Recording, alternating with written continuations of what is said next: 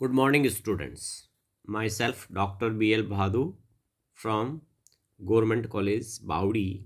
आज हम पीए द्वितीय वर्ष में राजस्थान का भूगोल के अंतर्गत राजस्थान की प्रमुख फसलें टॉपिक अपन ले रहे हैं। तो आप मुझे बता सकते हैं कि भी हमने ऋतुओं के अनुसार राजस्थान की फसलों का विभाजन कितने भागों में किया है। तो देखिए, ऋतुओं के अनुसार हमने राजस्थान की फसलों को 3 भागों में विभाजित किया है। खरीफ की फसलें, रबी की फसलें और जायद फसलें, है ना। अब देखिए, खरीफ की फसल के अन्य उपनाम बता सकते हैं आप। देखिए, खरीफ की फसल को सियालू भी कहते हैं, है ना, चौमासा भी कहते हैं और सावणु भी कहते हैं। अरे वाह यार, सियाला, चौमासा, सावणु, ऐसे कैसे नाम हो सकते हैं। और रबी को क्या कहते हैं? रबी की फसल को हम जो ना उनालू कहते हैं। ठीक है, तो अब हम इसको एक एक देखते हैं। देखिए, खरीफ की फसल कब बोई जाती है और इसके उदाहरण आपको याद रखना। कई बार एग्जाम में आता है जिनमें से कौन सी फसल खरीफ से संबंधित है और कौन सी रबी से संबंधित है ना। कौन सी सुमेलित है, कौन सी जो मौसम के हिसाब से या खरीफ या रबी के हिसाब से सुमेलित नहीं है। तो ऐसे प्रश्नों के उत्तर भी आपको देने होते हैं। तो देखिए, खरीफ की फसलें है ना, ये फसलें जून जुलाई में बोई जाती हैं, वो सितंबर अक्टूबर में काटी जाती है। ठीक है, अब ऐसी कौन सी खरीफ की फसलें, उदाहरण बताइए। देखिए, चावल, ज्वार, बाजरा, मक्का, अरहर, उड़द, मूंग, चावल, निचौला, मोठ, मूंगफली, अरंडी, तिल, सोयाबीन, कपास, गन्ना, गंवार आदि खरीफ की फसलें। ओके, इनमें भी सर्वाधिक जो क्षेत्र ना वो खाद्यान्न फसलों का है। किसका है? खाद्यान्न। और राज्य में लगभग 90% खरीफ की फसलें बारानी क्षेत्र में पैदा की जाती हैं। बारानी क्षेत्र कौन सा है? जो पूर्णतः वर्षा पर निर्भर होता है ना। खाद्यान्नों में बाजरे का कृषित क्षेत्रफल सर्वाधिक है एवं दलहनों में मोठ का आता है। तो मोठ भी खरीफ की फसल है ना। दालों में मोठ कैसी है? खरीफ। ओके, खरीफ के बाद हम बात करते हैं रबी। तो देखो, खरीफ को हम क्या क्या नाम दिए रहे हैं। खरीफ को देखो भाई, ये खरीफ कौन सी है? जो वर्षा ऋतु में होती हैं उसको खरीफ कहते हैं। दूसरा, खरीफ की फसल को जो है खाया कब जाता है? सर्दियों में, इसलिए सियालू कहते हैं। और ये 4 महीनों के मौसम में पकती है, इसलिए इसको चौमासा कहते हैं। और ये सावण की जड़ी के अंदर ये फसलें पकती, इसलिए इनको सावणु भी कहा जाता है। तो देखिए, खरीफ की फसल के कितने नाम हो गए?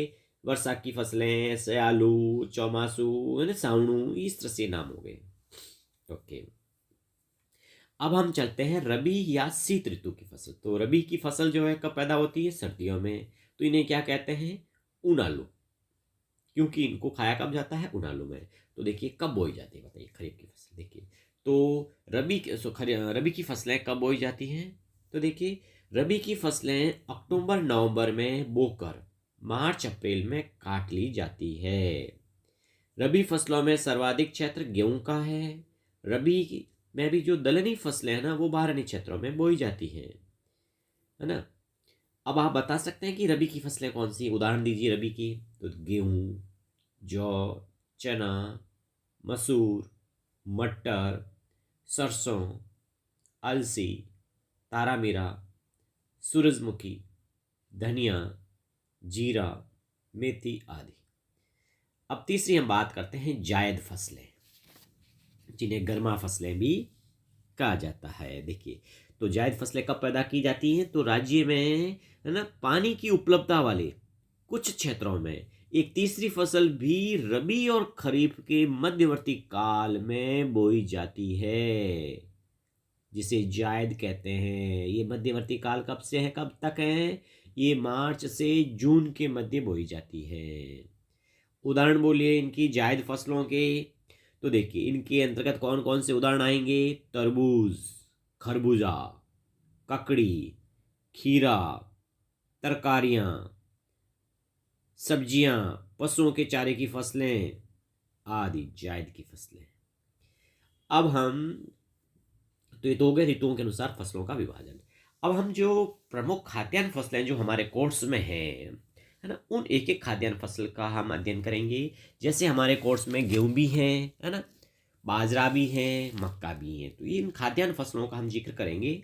इनके अलावा हमारे कोर्स में जो व्यापारिक फसलें भी हैं या औद्योगिक फसलें भी हैं, उनका भी हम जिक्र करेंगे। तो सबसे पहले हम जो खाद्यान्न फसलों के अंतर्गत एक फसल ले लेते हैं वो है गेहूँ।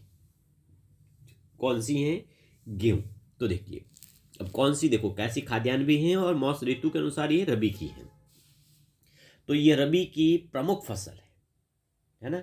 अब इसकी किस्में कौन सी हैं गेहूं की? तो सोना 227, कल्याण सोना, सोनालिका, छोटी लरमा, सरबती, सानेरा, हीरा, सेरा, सारन, चंपारण आदि गेहूं की प्रमुख किस्में हैं। राज्य में सर्वाधिक मात्रा में उत्पादित होने वाली फसल कौन सी है? गेहूं है। यह सर्वाधिक सिंचित क्षेत्र वाली फसल भी है। देश में गेहूं उत्पादन में राजस्थान का उत्तर प्रदेश, पंजाब, मध्य प्रदेश व हरियाणा के बाद 5वां स्थान। इसका मतलब गेहूं सर्वाधिक कहाँ उत्पादित होता है भारत में? तो देखिए उत्तर प्रदेश, फिर पंजाब, फिर मध्य प्रदेश और हरियाणा के बाद राजस्थान 5वां स्थान आ जाता है ना। और क्षेत्र की दृष्टि से उत्तर प्रदेश, पंजाब व मध्य प्रदेश के बाद राजस्थान का देश में 4था स्थान। कौन सा स्थान है? 4था स्थान। सर्वाधिक उत्पादकता पंजाब में है। गेहूं की सर्वाधिक उत्पादकता कहाँ है? पंजाब में। गेहूं के उत्पादन में चीन का प्रथम स्थान है, भारत का दूसरा और अमेरिका का तीसरा स्थान है। ठीक है। गेहूं के अंतर्गत सर्वाधिक क्षेत्र भारत का है। गेहूं का भारत के खाद्यान्नों के उत्पादन में चावल के बाद दूसरा स्थान है। इसका मतलब भारत में सर्वाधिक खाद्यान्न फसल कौन सी उत्पादित होती है? चावल। और चावल के बाद दूसरा स्थान किसका है? तो वो है गेहूं का। अब आप बताइएगा कि ये हमने जो बात की है ना, तो गेहूं के लिए एक्चुअली कुछ भौगोलिक दशा चाहिए।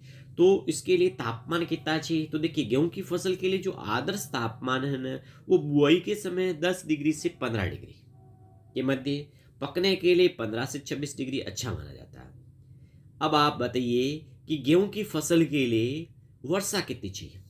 तो वर्षा इसके लिए 50 से 75 सेंटीमीटर आदर्श होती है ना। इसके लिए जो चक्रवाती वर्षा मावट है वो बहुत उपयोगी मानी जाती है। और मिट्टी कौन सी चाहिए? तो गेहूं की खेती के लिए दोमट और बलुई दोमट मिट्टी उपयुक्त रहती है।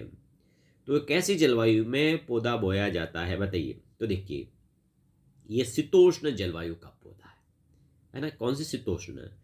अब आप एक प्रश्न का उत्तर दीजिएगा कि भाई राजस्थान में सर्वाधिक है ना गेहूं उत्पादक जिले, उत्पादन में सीड्स कौन से हैं और क्षेत्रफल में सीड्स कौन से हैं? तो गेहूं के अंतर्गत जो हनुमानगढ़, गंगानगर, अलवर जिले उत्पादकता में आगे हैं और क्षेत्रफल में गंगानगर, हनुमानगढ़ और अलवर है। इसका मतलब तो ये हुआ कि जो नहरी जो क्षेत्र हैं जिसमें गगर का भी है एक इलाका है, गंगानगर, हनुमानगढ़ में गेहूं खूब होता है। उसके अलावा अलवर में भी है ना। तो ये तीनों ही जिले क्षेत्र में भी आते हैं और उत्पादन में भी आते हैं।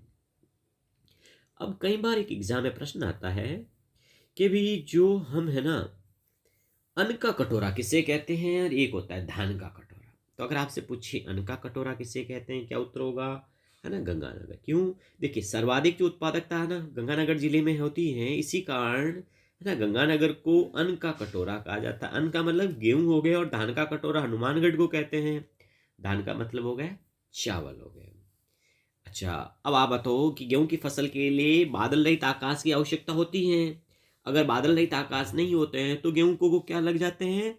विषाणु जनित रोग लगते हैं। कौन से रोग लगते हैं? साइंस में पढ़े होंगे आपने, रतुआ, चेपा, है ना, करजवा आदि ये रोग लगते हैं। अब आप बता सकते हैं कि राज्य में सर्वाधिक मात्रा में उत्पादित होने वाली फसल कौन सी है? तो वो कौन सी है? गेहूं है। ओके। भारत का गेहूं उत्पादन विश्व में कौन सा स्थान है? चीन के बाद दूसरा स्थान है। गेहूं कैसा पौधा है? तो ये शीतोष्ण जलवायु का पौधा है।